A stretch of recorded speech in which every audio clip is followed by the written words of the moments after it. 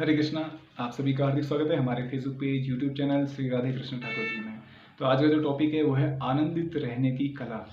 एक राजा हुआ करते थे जो कि बहुत बड़े साम्राज्य को संभालते थे और बहुत बड़ी प्रजा उनकी राज्य में थी। तो उनके जीवन में ऐसी घटनाएं घटित हुई थी कि वो ना राज्य को ठीक से संभाल पाते थे, ना अपनी भजन क्रिया में ठीक से ध्यान दे पाते थे, ना ही राजा ना प्रजा उनसे संतुष्ट थी, ना ही वो अपने कार्य से संतुष्ट हो पाते थे।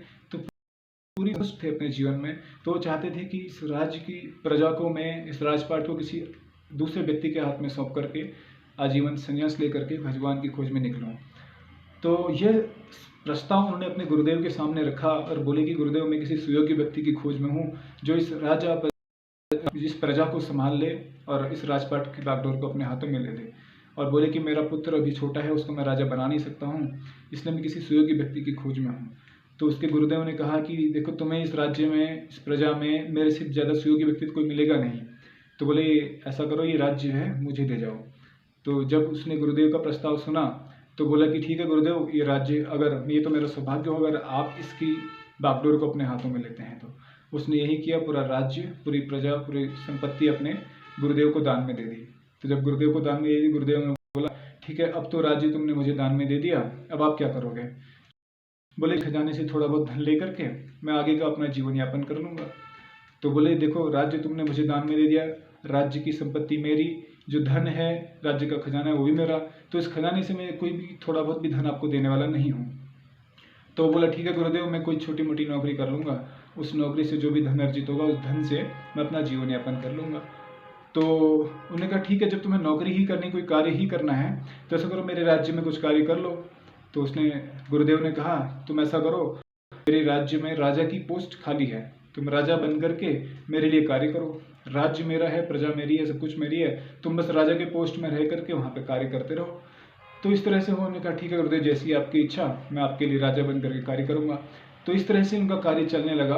अब जैसे पहली चीज़ें अव्यवस्थित तरीके से चल रही थी, यहाँ पे पूरा परिवर्तन आ गया था, बिल्कुल उल्टा, सारी चीज़ें बिल्कुल व्यवस्थित तरीके से चलने लगी। प्रजा भी संतुष्ट होगी राज्य के राजा के कार्य से, कार्यकाल से, और वो अपने घर परिवार को भी समय दे पाता था, अपनी भजन क्रिया को भी समय दे पा रहा था, और अपने राजपाट के कार्य को भी बिल्कुल व्यवस्थित तरीके से करने लगा। राजा भी संतुष्ट था, प्रजा भी संतुष्ट थी, सारी चीज़ें बिल्कुल व्यवस्थित तरीके से, आनंदित तरीके से चलने लगी। तो गुरुदेव जब 1 साल बाद आए, इस स्थिति को देखा, उन्होंने बोला कि बहुत बड़ा परिवर्तन उनको नजर आया। तो हुआ क्या था, राजा वही था, प्रजा वही थी, कार्य वही था, और लोग भी वही थे, परिवार भी वही था, सब कुछ वही था, बस एक दृष्टिकोण बदल गया था।